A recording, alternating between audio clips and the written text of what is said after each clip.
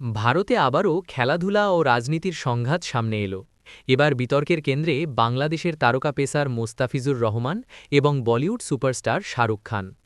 ভারতীয় গণমাধ্যম সূত্রে জানা গেছে, এক বিজেপি নেতা প্রকাশ্যে হুমকি দিয়েছেন, মুস্তাফিজ যদি ভারতে পা রাখে বিমানবন্দরের বাইরে তাকে নামতে দেওয়া হবে না।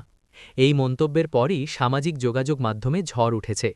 অনেকেই প্রশ্ন তুলছেন, একজন আন্তর্জাতিক ক্রিকেটারকে নিয়ে এমন রাজনৈতিক হুমকি কতটা গ্রহণযোগ্য। এদিকে একই সঙ্গে বিতর্কে জড়িয়েছেন বলিউড অভিনেতা শাহরুখ খান। কয়েকজন কট্টরপন্থী ধর্মীয় গুরু প্রকাশ্যে শাহরুখকে দেশদ্রোহী আখ্যা দিয়েছেন। অভিযোগের পেছনে রয়েছে তার কিছু মন্তব্য ও আন্তর্জাতিক অবস্থান, যেগুলোকে তারা ভারতের ভাবমূর্তির বিরুদ্ধে বলে দাবি করছেন।